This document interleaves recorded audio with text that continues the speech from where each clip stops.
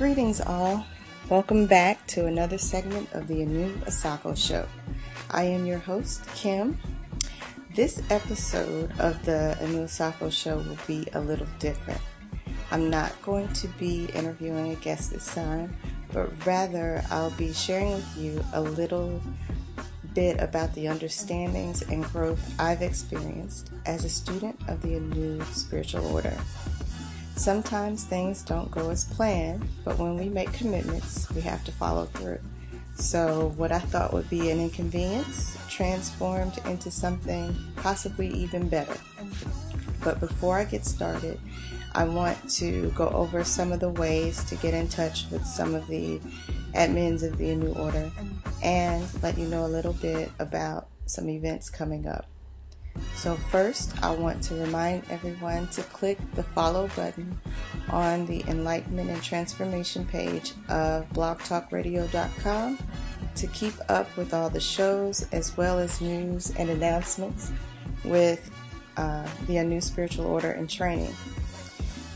The next seminar, or workshop rather, that Yuya will be hosting is going to be in New York City, September 27th at the Pagan Pride Day event.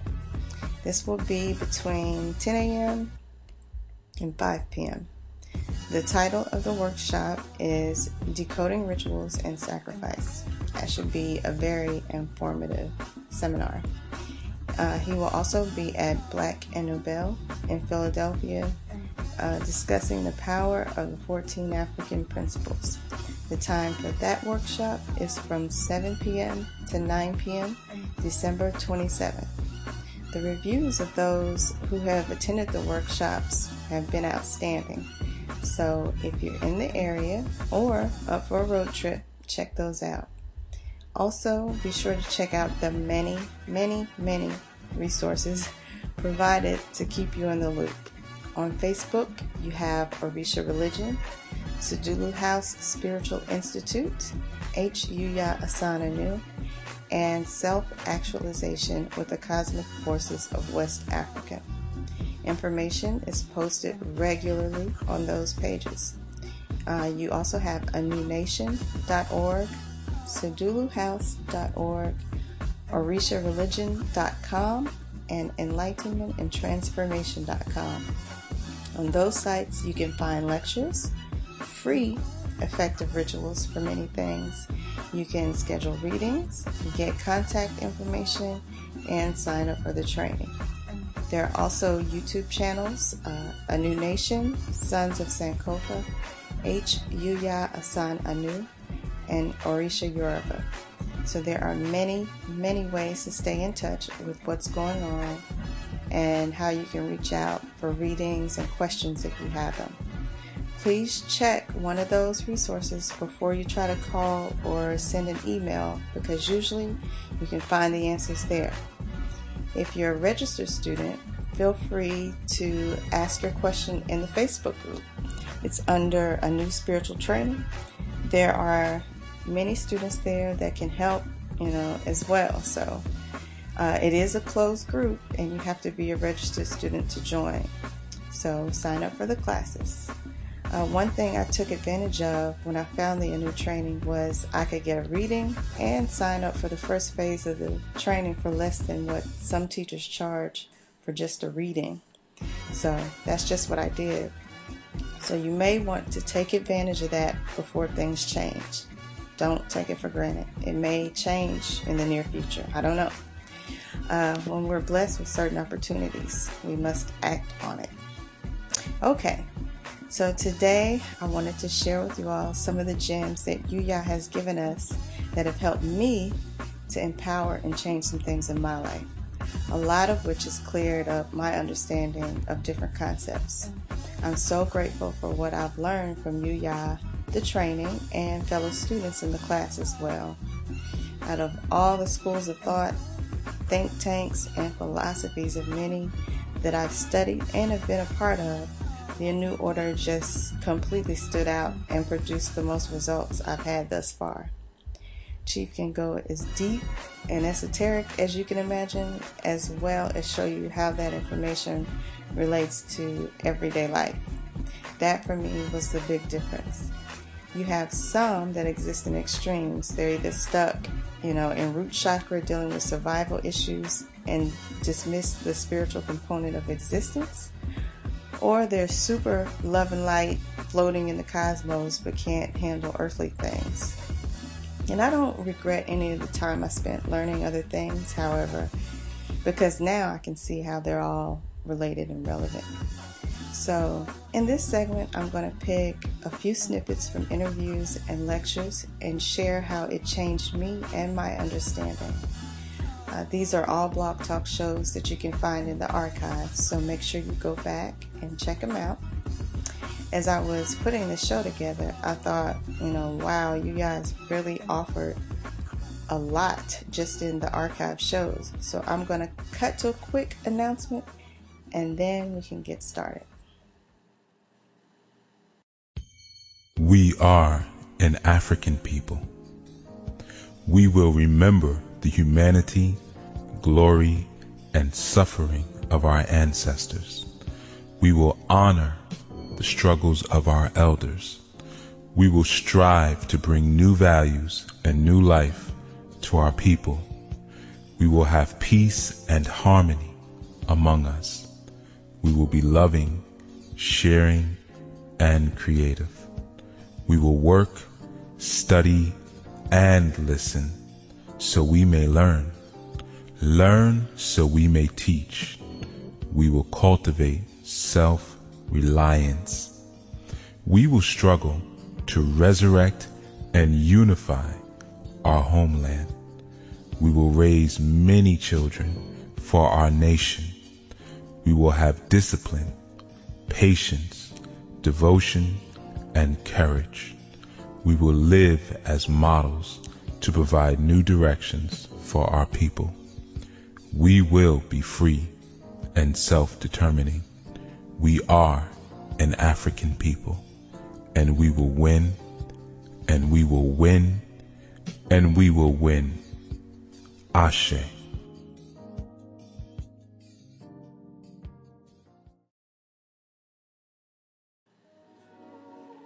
Okay, and back. As I stated in the introduction, I wanted to share with you some of the gems that caught my attention and helped me to understand many different concepts. It only took one or two of the Blog Talk shows to convince me to take the course. So this first clip was one of the many lessons that I learned. Enlightenment and transformation. Enlightenment comes from allowing yourself to journey through the dark shadows of death, the primordial abyss of wisdom's waters. For it is the treasures and mysteries that lie wait in the dark that transform us and propel us to a new enlightened state. One should neither aspire to live in the light nor the dark, but should journey between the two in order to evolve the overall reality into a self-actualized creation.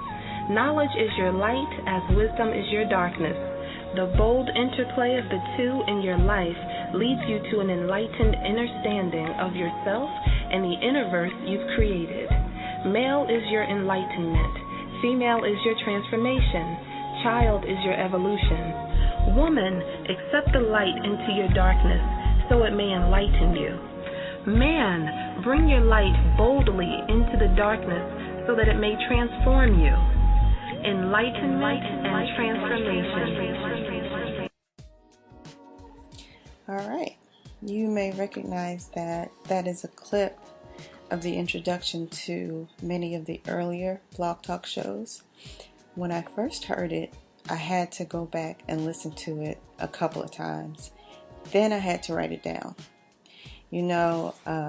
I'd like to challenge you, the audience, to go back and listen to that clip and write the words down. Then go back and listen to the Orisha shows and read the book, Grasping the Root of Divine Power, and see if all this makes complete sense to you afterwards. See if you have a light bulb moment, kind of like I did. Okay, back to what I was saying. There was a huge lesson in just that short introduction that cleared up many questions I had about the Orishas, polarity, as well as masculine and feminine roles in mythology and in nature. Women are that dark, watery, receptive, negative, and transforming energy. This explained to me why in religious stories and mythologies, why the woman was always in or represented by water. And it's because, water is a receptive energy. This is also shown in gestation. The light received by the woman goes through many transformations before it becomes man. Women are transforming energies. This would also explain why she's always portrayed as evil or a monster in mythology and religious stories. I think Chief goes over that in the lecture he did on Pan's Labyrinth. Transformation leads you through these deep, dark, subconscious thoughts that may have been, suppressed for years. I could then look at all the different religions and decode the stories with just this understanding I got from that clip. I could also see the dysfunction and imbalance that was produced when the woman had been taken out of the story. This also cleared up questions I had about dark or black magic versus white magic. This was something else that other teachers would not touch or try to explain. Black magic is transforming. White magic is enlightening.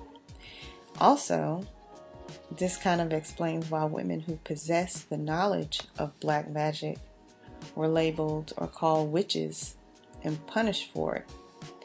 I heard Yuya say once that we're here on earth in flesh bodies to corrupt ourselves, and that this is the way that you become enlightened or ascend to a higher state. And I had such a problem with that initially because corrupt was such a strong word that had such a negative connotation to it in my mind. But when I heard the enlightenment and transformation clip, it all made sense. It also helped me understand how this relationship is reflected in the cosmos. You always hear people say that the microcosm is reflected in the macrocosm and that nature is your reference point.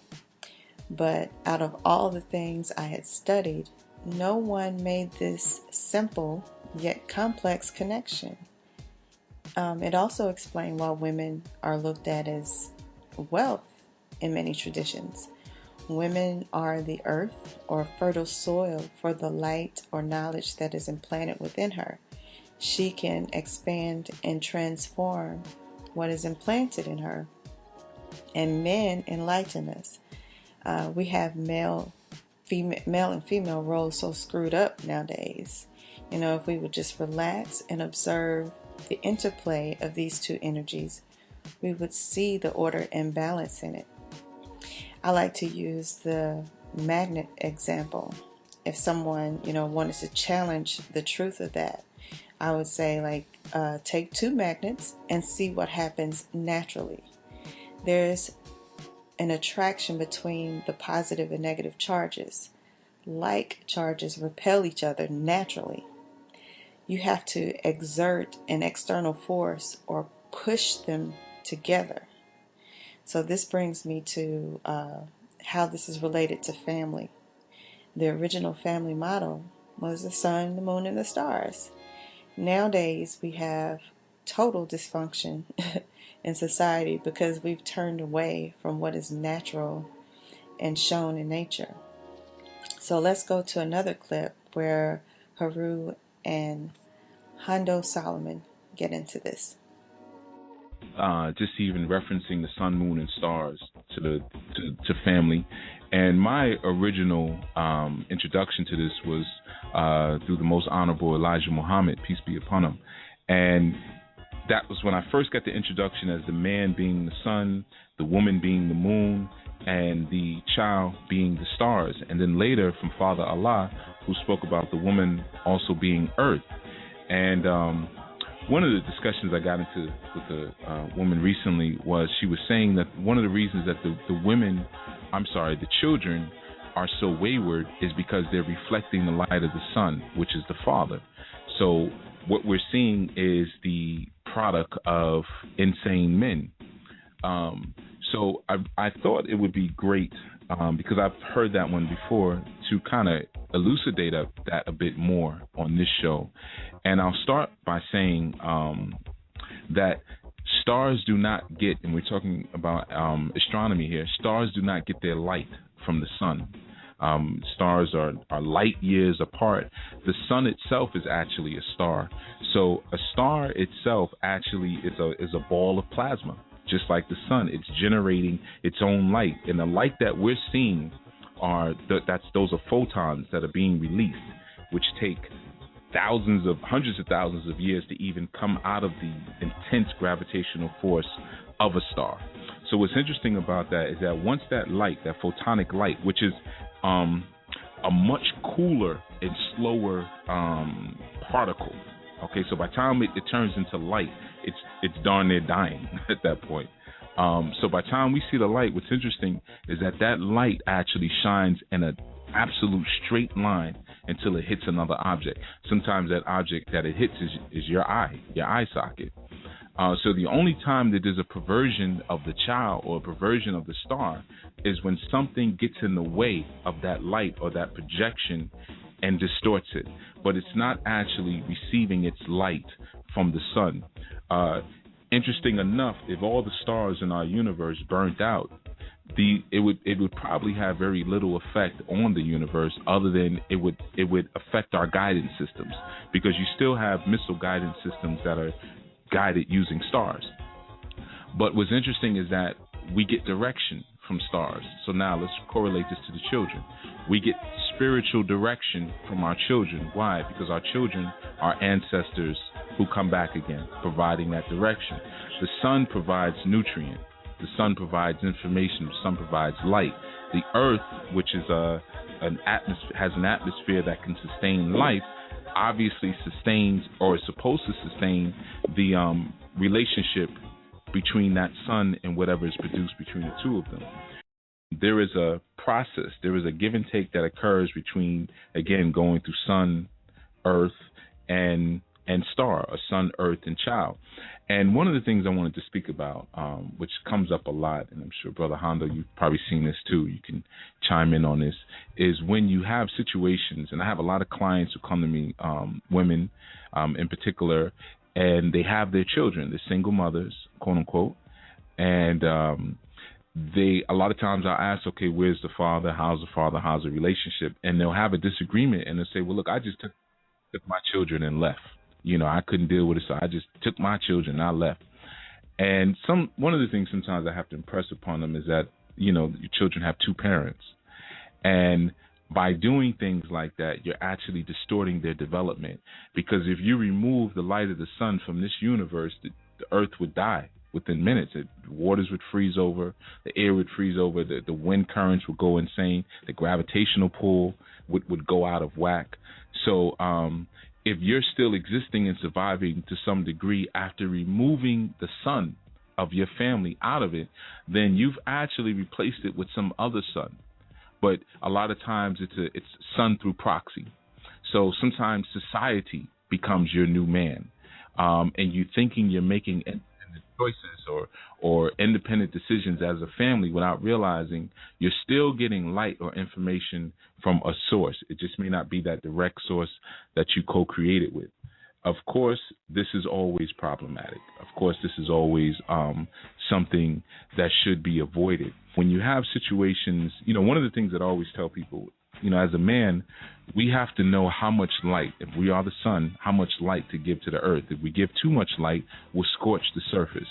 So light being information and knowledge. Sometimes, and I've been guilty of this spiritually. I learned something and I immediately wanted to share it with my partner without realizing that that's being an irresponsible steward of my home. If I give too much light before certain understanding takes root within my family, just like if you give too much light to a plant before it's allowed to root properly, you'll destroy the plant. So you have to let it root before you expose it to a certain amount of sunlight, information, so forth and so on. So that also pertains to warring. Whenever there's a war between parents, they always have to realize that war always occurs on the earth. The battleground is always earth. And what's being produced and created on that earth currently are children. So whenever you have a situation with a spouse or a mate, let's say even if you're separated and you co-created previously, and you make the choice to go to war, especially spiritual war. I get a lot of people with that one. I want to do this to them and I want to do that to them. You're not realizing that if your mate, your woman, more specifically, is sustaining the children at the time, sustaining their life, you're actually affecting the earth that they're currently residing on. Okay, so sometimes it's actually best to pull back some of your love spiritually and emotionally in order to maintain the spiritual balance that needs to be. Of course, when you co-create with someone, co-parenting and maintaining the cohesion of the family is always choice number one. It should be the primary essential when possible. Wow, that was a mouthful. I would definitely recommend that you go back and listen to that show. It is in the archives. That was a great discussion. Some may have issues with that, but your beef is not with Haru or me, so to speak, it's with the Creator. They're only speaking on what's reflected in nature. We kind of get in our feelings a little bit when people talk about our families and our family structure. But if we're really seeking change and a solution to some of the ills in our society, we have to hear this and really take an honest look at the choices we've made, as well as the mistakes made by our parents and ancestors. Remember, transformation can be a painful process, and it can expose some things we may not want to be revealed. Also, remember, women are chaos, and chaos is what's reflected in our society today. If you look at our communities, a lot of the families are headed by single parents. Now, whether that single parent be male or female, it is imbalanced. It's not holistic. So what kind of light is the woman in your family reflecting? Yuya explained also how this affects the child in that clip.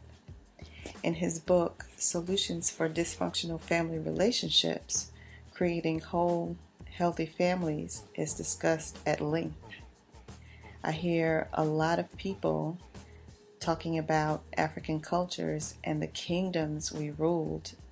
You know, we're so proud of that, but we don't want to analyze the family structure that was in place that produced such an such an existence.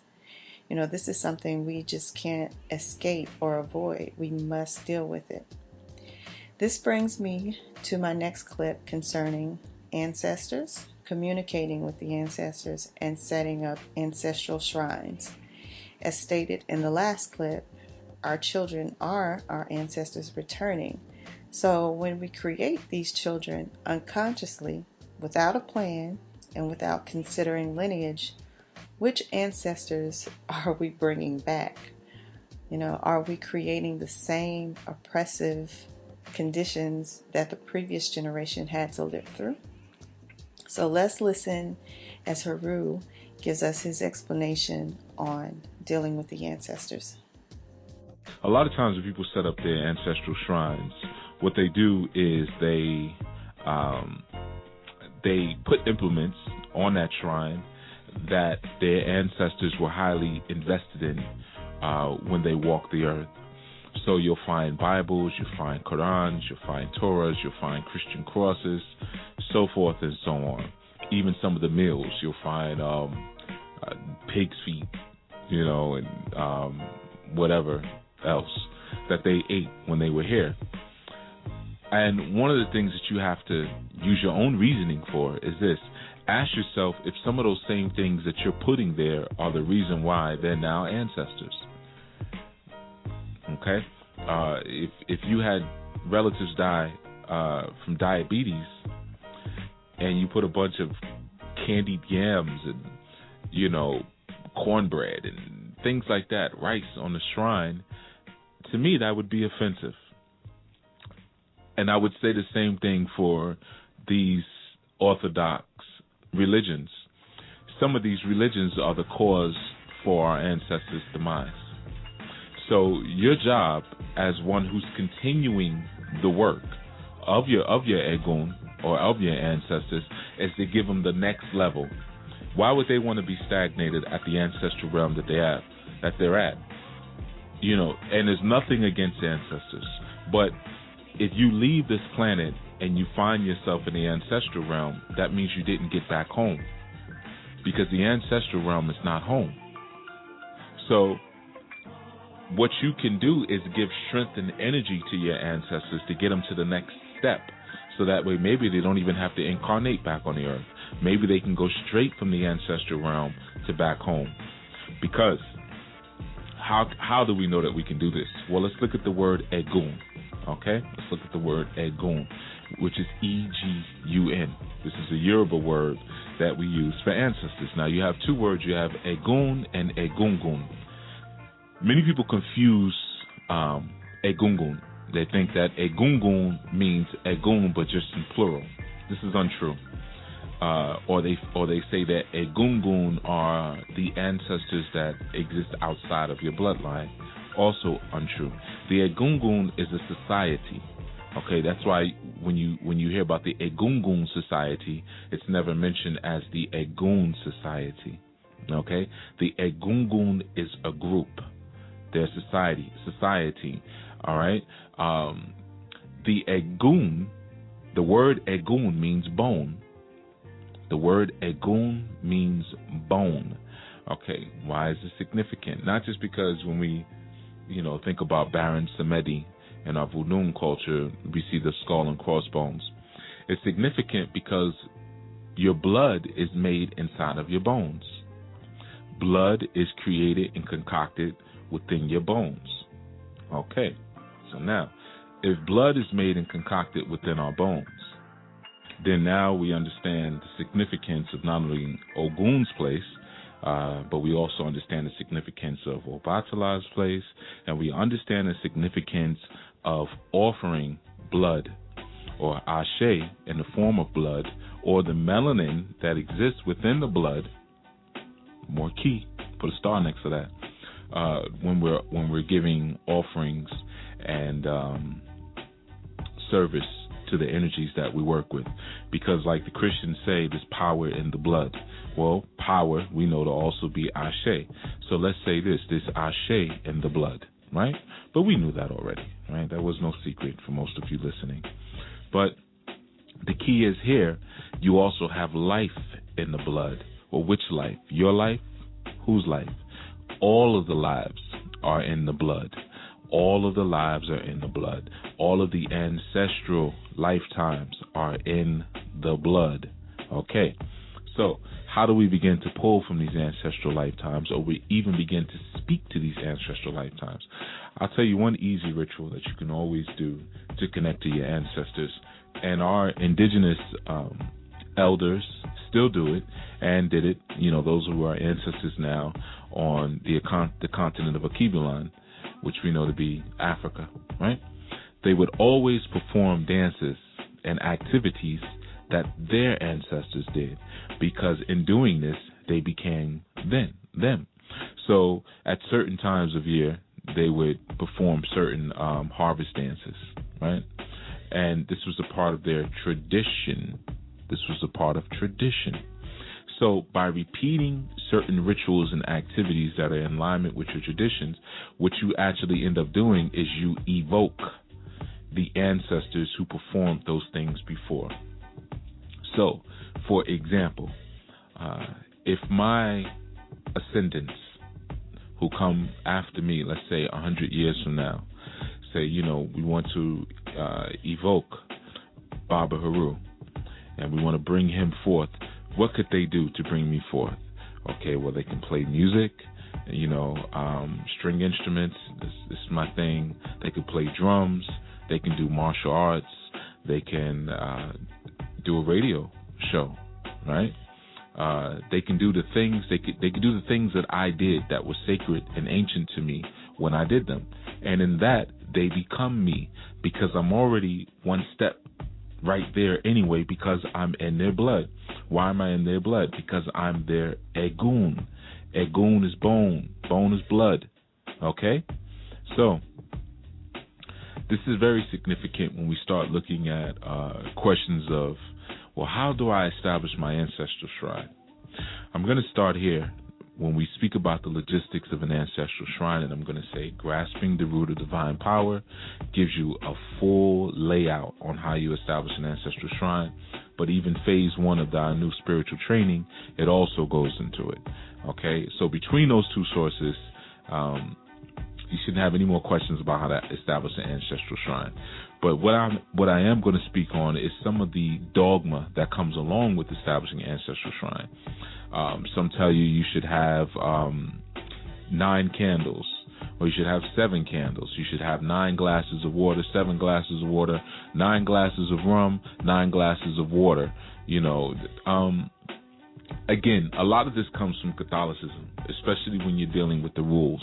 Okay, now I'm not knocking anyone's tradition. I'm really not, because I know the traditions that these come from, and some of these same things when I first started I was taught as well. But ultimately, we have to recognize that we evolve. When we evolve, our egun evolve. Don't keep them in the same place. You know, that's a tragedy. Don't keep them in the same place. You know, well, when my egun were here, they were this, so I have to put a Quran on the table. I have to put a Bible on the table. I have to put a plate of hog maws and McDonald's burgers on the table because these are the things that they enjoy. Well, you'll hear less from your egun when you do things like that. Why? Because your egun really want to get to the next step, and they're going to go to the vessel that is moving. They're going to go to the maverick of the family that's moving and pushing beyond the herd and saying, no, we can evolve, we can be better, we can be more. So that's why some of you will say, you know, I'm the only one in my family who's like this, and everyone thinks I'm weird, and so forth and so on, because the rest of your family is still repeating the lower base order activities that may have turned those people into ancestors before their time, or may not get them to the next level. Because remember, there's various levels of the astral plane, so therefore there's various levels of the ancestral realm. You have some of your ancestors who are still sitting inside of synagogues and churches waiting for Jesus to come back. Okay? You have other ancestors who are still standing on corners, okay, waiting to hit the number. They're still stuck in that mentality. Wow. I know I keep saying wow after every clip, but for me, it was quite profound. You know, when you talked about the egun, the word meaning bone, and blood being made in the bone, all kinds of light bulbs lit up for me. I once heard a teacher of the Vodun tradition say that stones are bones. This made me think of the stones that we use to do energy work when clearing and working with the chakras. It also made me think of diamonds. Diamonds being compressed carbon, carbon being black or melanin, and Africa being a continent of melanated people in nature. Africa is the continent where diamonds were once so plentiful that you could just pick them from the topsoil like pebbles. Stones also come from petrified woods and plants. So what are you really wearing on your fingers, ears, and around your neck? Did you really pay a diamond cartel who went in and raided and stole the land, then enslaved Africans to mine it for them, to sell back to you? Is that what you want to symbolize the union between you and your mate? You did a show once on how we are possibly in the condition we're in because we keep participating in rituals that enslave us. But that's just me thinking out loud. So getting back to the ancestors and how we are honoring them or not honoring them. Yah makes a very good point when he asks about the food and the orthodox religions they practiced being the reasons they are our ancestors. Even though they may not have really understood what they were participating in or eating, we know better. And aren't we supposed to do better when we know better? We can't be the conscious people we claim to be if we knowingly continue to participate in things that continue to devolve and harm us just so we don't hurt the feelings of our loved ones. But then that goes back to, do we really want change or something better for our families and children? This whole journey with learning about African spirituality really is what you make it. One thing I found interesting about registering for the Anu training is that there really was no screening process. And that's kind of a double-edged sword. But, you just had to pay your money. And for some, this whole experience may just be cosmetic for them. They just want to, regurgitate what they've learned in lectures, to impress people or to prop themselves up as an expert of some sort. Or maybe they caught the special discount and don't really value the course. But this training course can truly be powerful. It really can change your life. I've never heard any other teacher break down these concepts as clearly as Haru. The books, Grasping the Root of Divine Power and Solutions for Dysfunctional Family Relationships, along with the free blog talk shows, free YouTube videos, and all of the other services are more than enough to make some serious beneficial changes for you and your family. All of the free resources are very thorough. Imagine what you get when you register for the class if you take it seriously. We value what we pay for. I learned that working in sales. When we had things for free, no one wanted it. But we could offer the very same product a week later for $100 and we'd sell out of them. So I'd like to just ask you really to ponder why you signed up for the class, because this information is invaluable. And for those not sure if they should sign up, you better get it while you can. There are many other teachers who charge a lot more for a lot less teaching. Okay, I'm going to take a quick break and then I'll get back to continue where I left off. We'll be getting into the touchy topic of mixing or syncretizing African spirituality with religions, the difference between spirituality and religion, and what exactly are the Orishas. Stay tuned.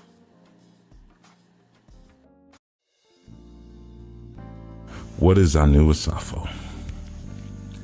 Anu Asafo is our opportunity to present our varied perspectives on our culture in an atmosphere that is conducive to and fosters growth and communal reclamation, the reclaiming of our communities, dissolving the lines of division that wedge a chasm between those who are authentically bent on destroying the strongholds that would maintain the veil of mental object among those striving towards higher awareness and what we will call ma'atic rebalancing. As we destroy, we build better individuals, better families, better communities, and a better nation. This is the work of warriors who are engaged in a war against a common enemy in the form of a mechanism of beguilement and spiritual subjugation. We build. Anu Asafo is a child segment of the Enlightenment and Transformation media experience, which of course is a child component of the Anua Nation. If you'd like to learn more about our various components and activity nets, I urge you to go to anunation.org, which is ANUNATION.org.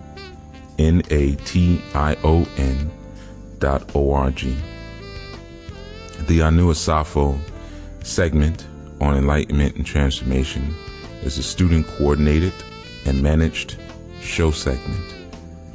Our Shule, our Sedulu, or what you may call our school component, is the Sedulu House. If you'd like to study with us or gather more information, visit the seduluhouse.com, which is SADULUHOUSE.com. The mission of the Anu Spiritual Order is to serve as custodians to original culture. We are here to share, and we are here to implement original, indigenous, and most significantly and empirically, Akibulanian culture and deep thought knowing. This has been the Jegna Chief Yuya Asan Anu, signing in and signing off for the Anu Asafo.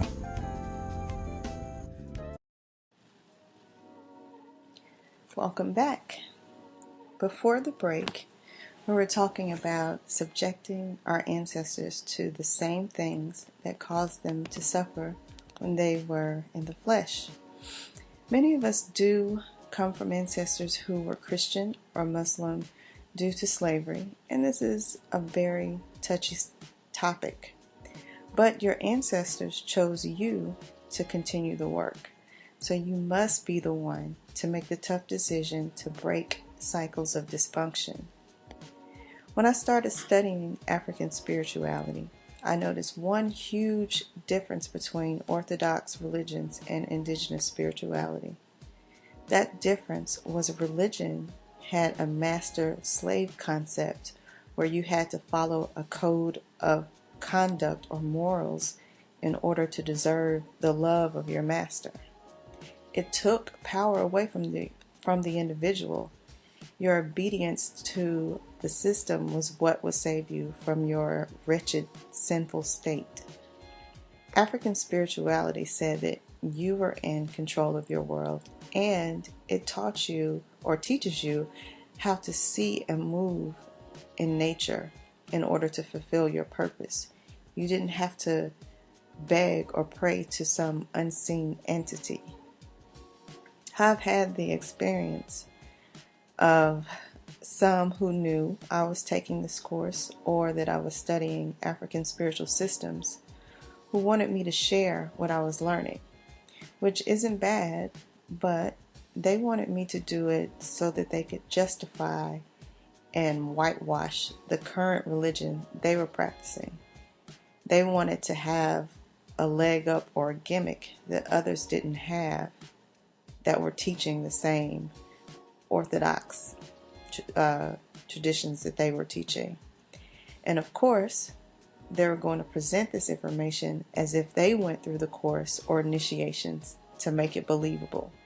They wanted to use my energy and the hard work I was doing instead of stepping outside of their comfort zone and making a commitment and getting the information the right way. This is the same thing that some scientists and anthropologists do when studying African people and culture. They don't want to give anything or contribute to the people or the community. They just want to exploit the philosophies and pass them off as their own. So when I heard Yuya explain his position on this, I agreed wholeheartedly. We have to be very careful when or if we consider doing this. Already here in the diaspora, we do have branches of Ifa and branches of Orisha tradition that are not totally in alignment with our original expression of it. And what we typically find, there are certain groups of people who gravitate to those particular branches. Okay, so there already has been some degree of division, and obviously some degree of what one might even call perversion, or others might call adaptation and evolution of what we know to be Ifa and Orisha tradition. So I think we're already in that place as of now. Now, has it diluted what Ifa is? No, it hasn't diluted what Ifa is, because when they adapt and they pervert things, they create something new anyway. Ifa still stands on its own. Ifa still maintains the power and the liberty that it always has. And in truth, the energies that have been created through Ifa, through the Odu, they are actually strengthened. Because if we were to only express ourselves through the staunch, stoic, and even purist traditional way of Ifa and Orisha tradition, we have a lot less people who are following the tradition. That's just the sad truth of it. So when people are able to include other elements, at least these names are still being said. Okay, so Oshun, Ochosi, or Dada, Oba, even if they express themselves and they are in environments and they are in places that may not properly mirror what their environment and place is supposed to be, the fact that they're being praised, the fact that energy is being put into them, the fact that that's going on, it sustains the liberty of these spirits that we know as to be Orisha. Because what's important is that they continue to be fed. That's why every year there are festivals for Orisha. There are festivals for Ifa. And these festivals are not just to enjoy and celebrate them, it's to feed them. Okay, so when we have all of these different offshoots and these off branches, though they may be doing things in a way that may be out of alignment with how they were done traditionally, these energies are still getting fed, which benefits everyone. Okay, so that's a very, very important thing that continues.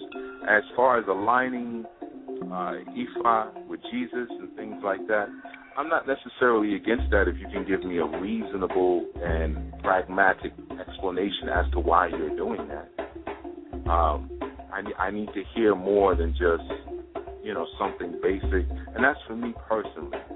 But it may draw someone to Ifa. Does it have the ability and the possibility of overshadowing in somebody's mind traditional systems and traditional spirituality? It certainly does. Whenever you mix like that and you use other things as a standard, sometimes you have people who speak about traditional spirituality, but then they'll always wrap it up with the Bible verse. And they'll say, and that's why God sent his son and he delivered us and da-da-da-da-da-da. But we're not negating our ancestors. But you certainly are, because you're now forcing everything that's presented to you by your ancestors. It has to be held to the reference and the standard of an alien religious system. And not to say that Christianity is alien to the Africans, because it certainly isn't. But Euro-Christianity and its proportions and its perversions, and even the Bible as it was perverted, twisted, and mangled in 925 AD at the Council of Nicaea, that is certainly foreign to the African Asilic and the African cultural strain. So whenever you use that as your reference point, you certainly do overshadow the work of your ancestors, and within you and within the individual, yes, it does weaken it.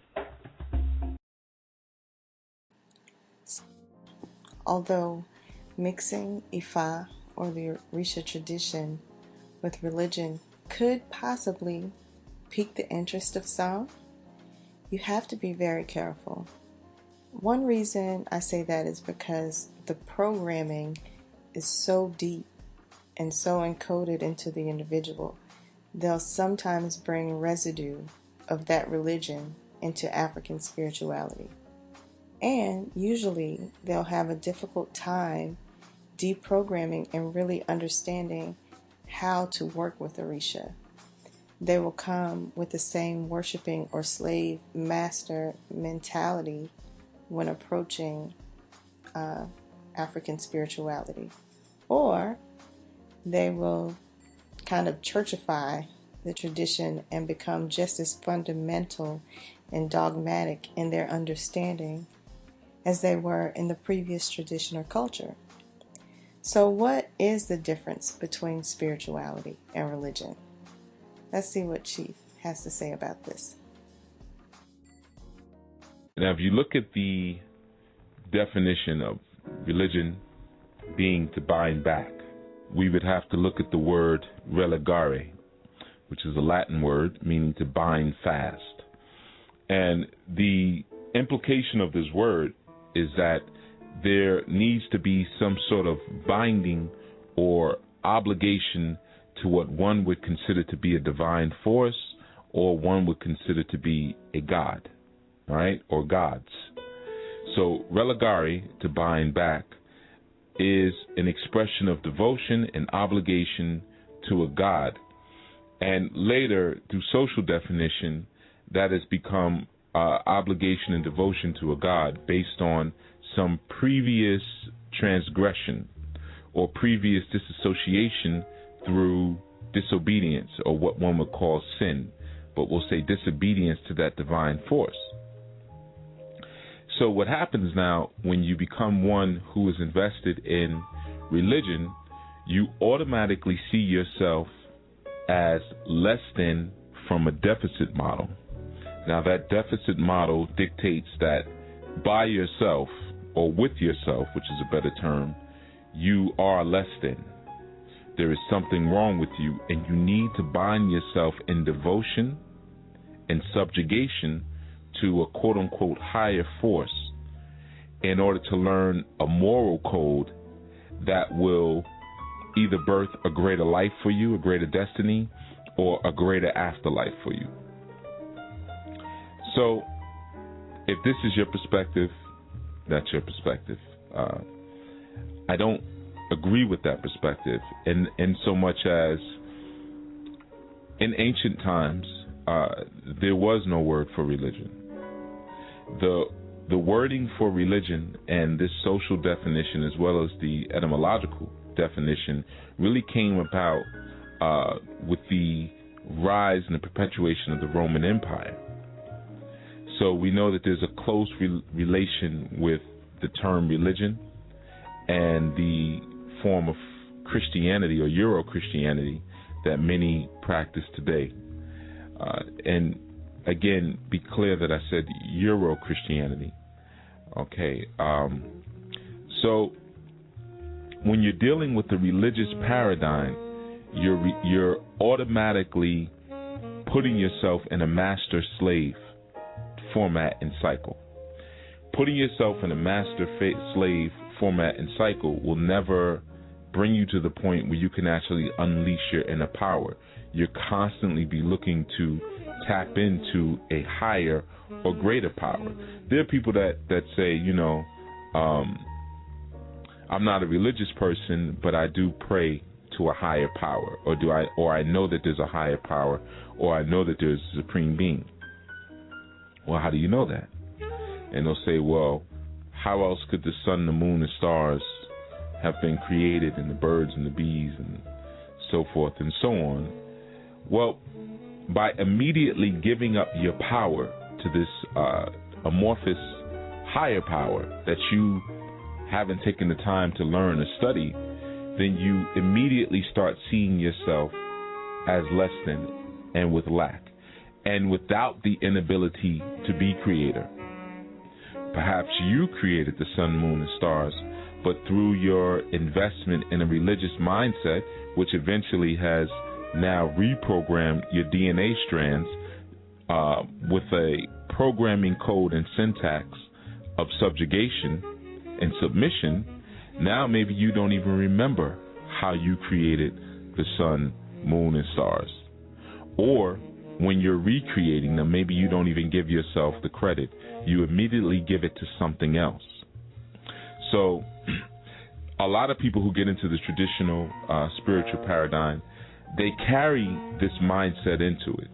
So at one point, maybe it was, everything was inshallah, inshallah, inshallah, or, God willing, Jesus, or praise Jesus, or, whatever it is that your terminology was, now it's, if the Orisha will it, or if Oludumare blesses,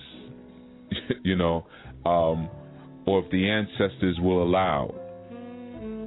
So you come in with that same master slave, and of course you are the slave in that.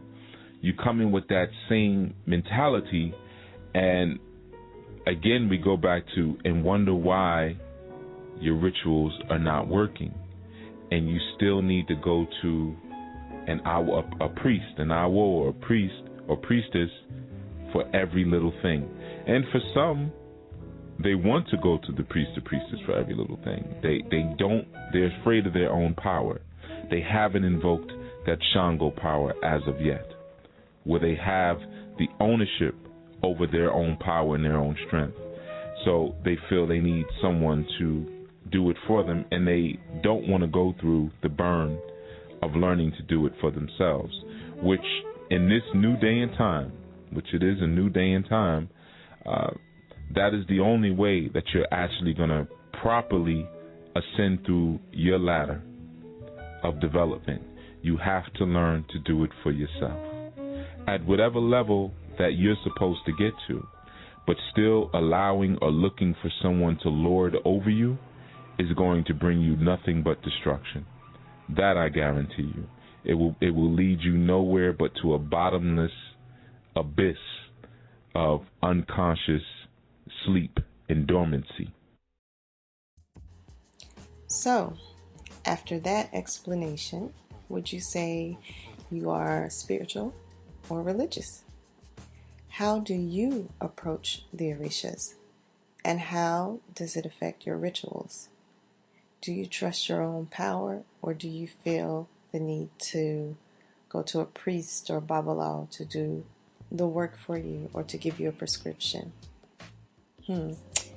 This last clip is what really convinced me that I was in the right place to learn about African spirituality. Until I came across the Anu spiritual training, I had a very rudimentary understanding of the Orisha and how to work with them. I found that many people who are in the tradition and practicing have a very comical understanding of them. This is also how it reads in literature if you're trying to learn from books, or at least that's how it translated to me. That's when I said, okay, I have to find a teacher. Books are good, but they aren't interactive.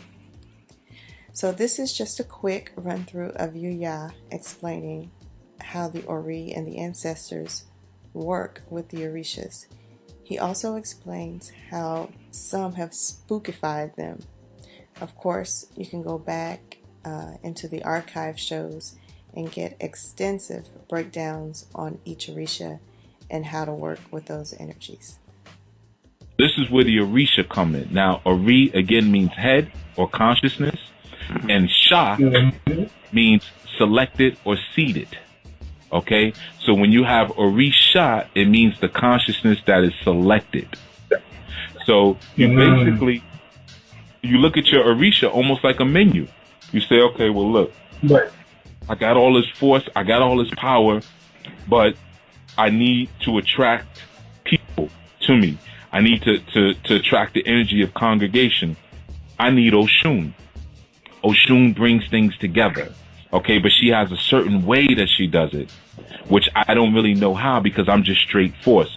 So the Ori selects and propels Oshun, the Oshun energy that exists within you, okay, in order to get something done. So I'll explain what each Orisha is. Well, just the 7 major ones that we deal with in the diaspora. So it kind of makes more sense as I'm relating it to Ori. You have, for instance, Oshun, right? Now, again, always remember, anytime you have the letter O or OL, it signifies ownership. It means owner of, the congregative energy of the cosmos. Oshun is the energy that pulls things together. It's that dark matter that holds things together. That's Oshun.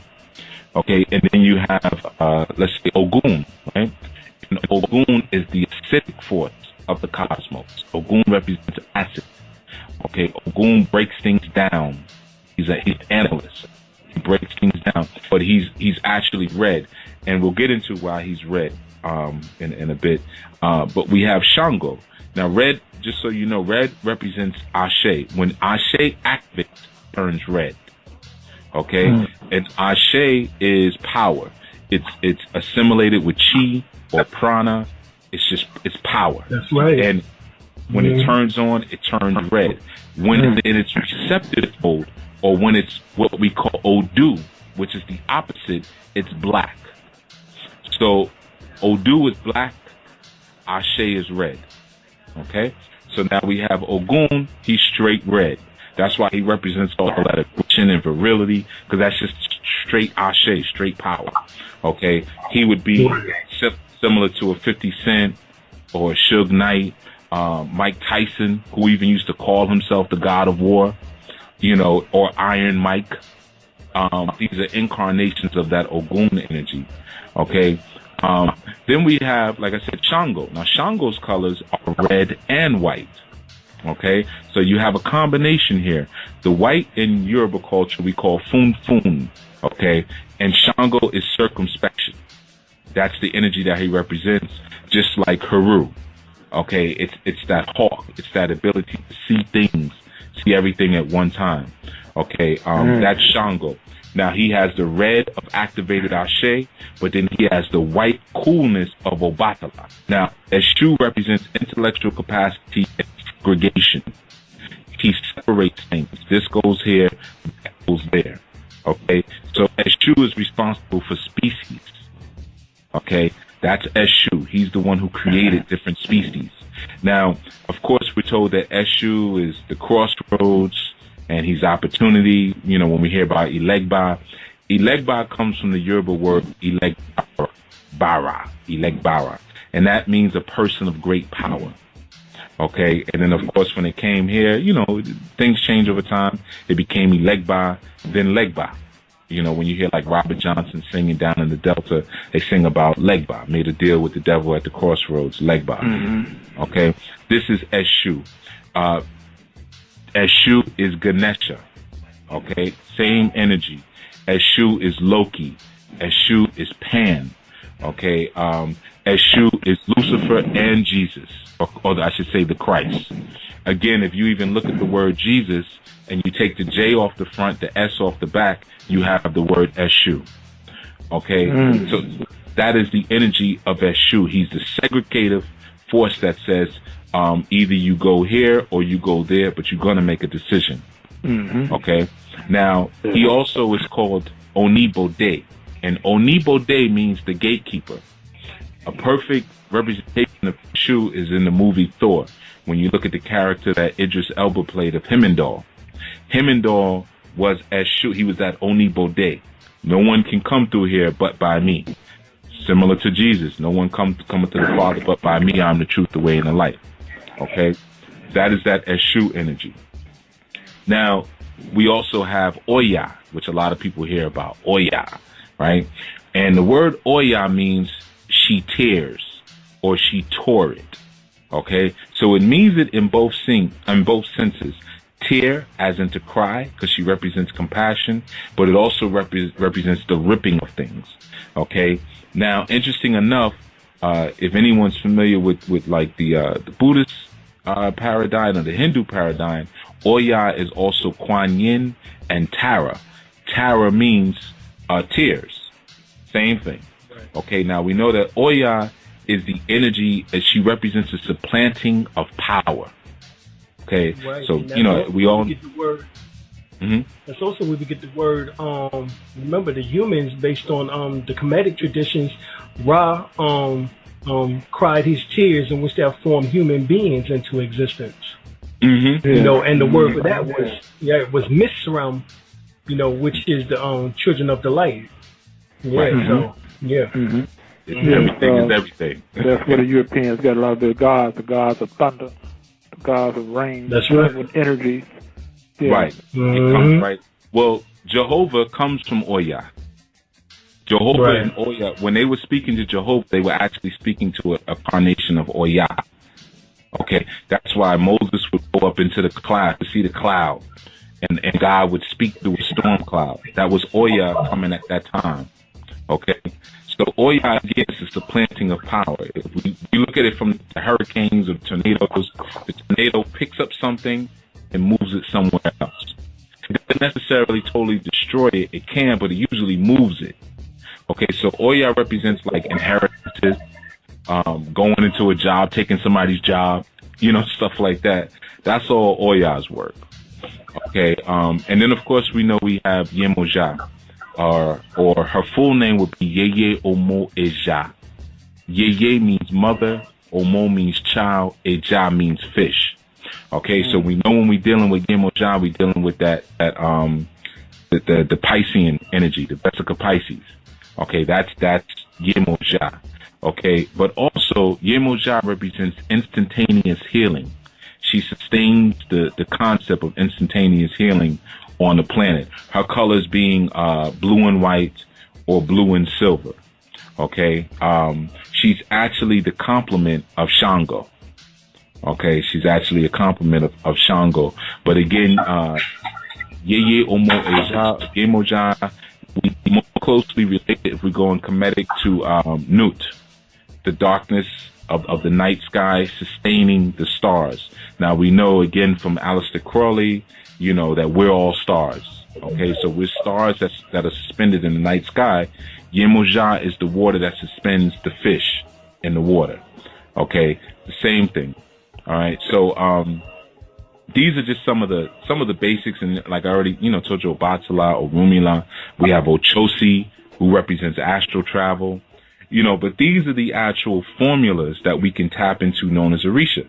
So now what happens is, going back to that energy of Ori.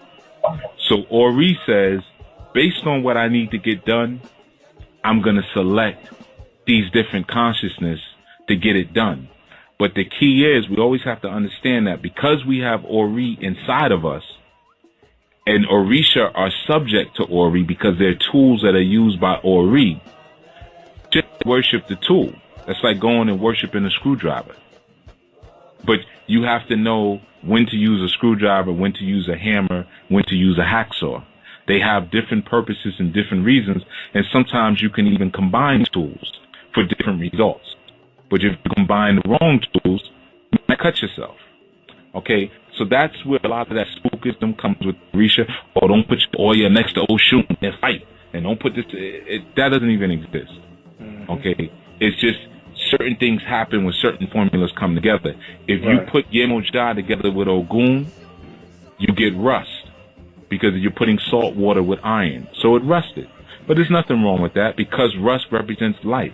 So you just got to know what to do with the rust now, because rust also represents blood. And that's something to know too. Whenever people are doing rituals and you want to get iron spike, anything like that, the more rust it has on it, the better. It's been oxidized. That means it has life on it. Okay, so that's how the Orisha relate themselves to the Ori. And then, of course, after that, you have another string, which are called the Egun. And the Egun are our ancestors. I can get into that if you want. There you have it. The Orisha are selected energies that we can use to get things done. They are energies that exist inside and outside of us. My first encounter with Yemoja and Oshun, for example, was very powerful. It was definitely something I will never forget. When you see these energies move in nature and respond to you, you really come out of that religious mindset of being powerless. We also learned a little about how to combine these energies for what we need as well. Yuya used the example of Yemoja and Ogun, Yemoja being salt water and Ogun being iron.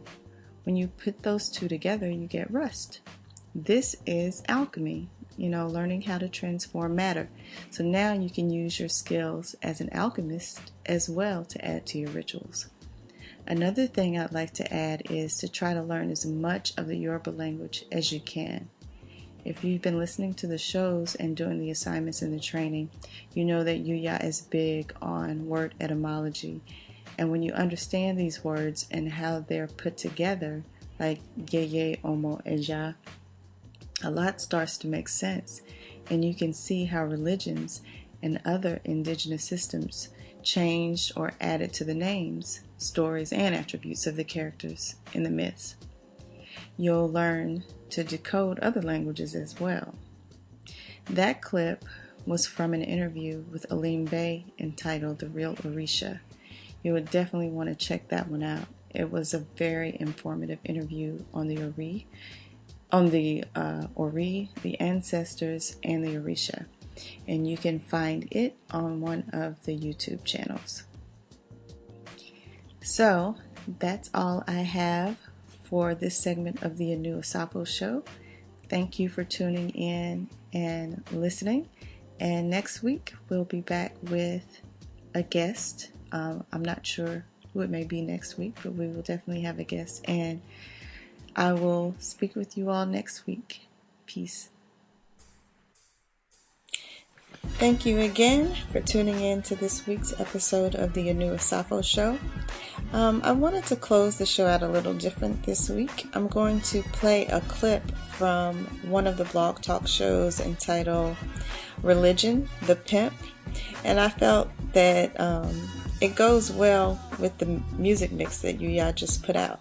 So pay attention to some of the terms in this clip before you go and check out the music mix. I think it'll help you decode that mix that he put together.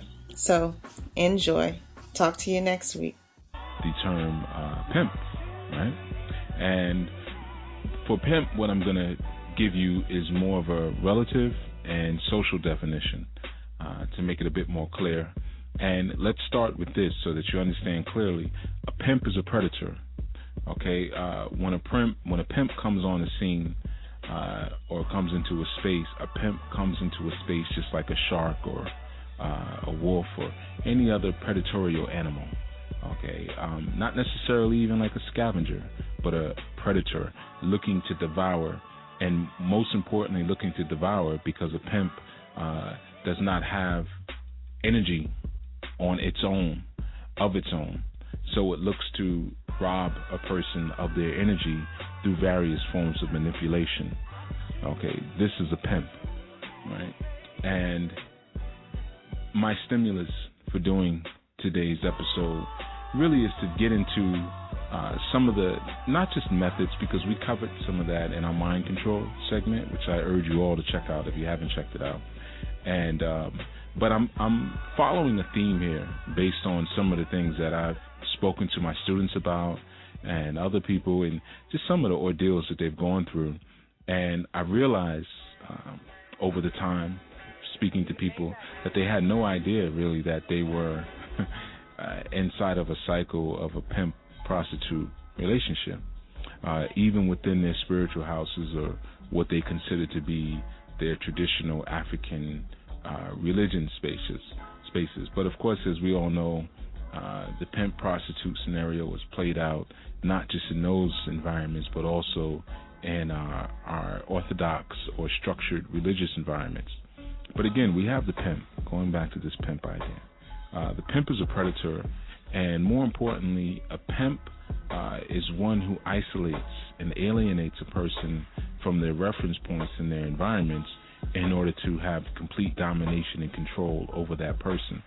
Now, when you have a prostitute, and we're going to get into that ideology, you have a person who recognizes that they may have a talent, they may have a gift, but they don't necessarily have the strength of character to sustain themselves where that gift and talent may take them.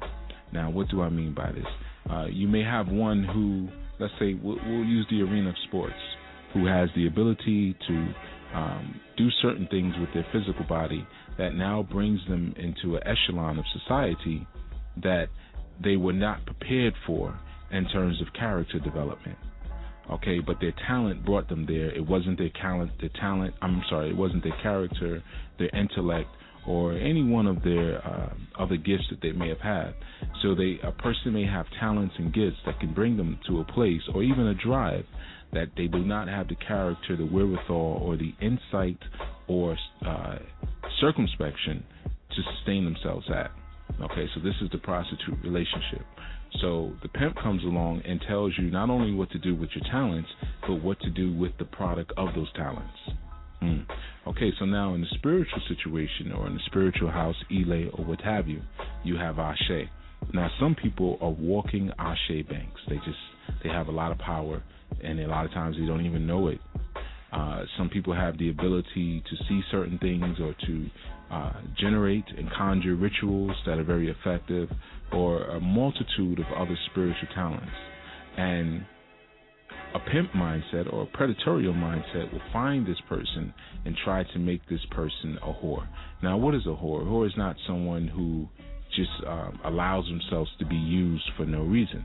Someone who allows themselves to be used for no reason is called a tramp.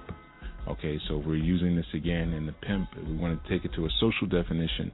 The tramp is the person who sleeps around for no other reason than to sleep around. Now, unfortunately, typically when we speak of tramp and we say a woman is a tramp, right, that means she sleeps around. But if we're speaking about men, we'll say typically a man is a player, right? But in essence, anyone who devalues themselves, whether it be their ashe or their ability to conjoin, which is their sex, is a tramp. A whore is someone who has all of those same gifts, talents, and may perform all of those same actions, but make sure that they're paid for those actions in one way or another. Okay? This is a whore. And the pimp comes in and says, okay, well, I'm going to manage and guide you based on what you're able to generate.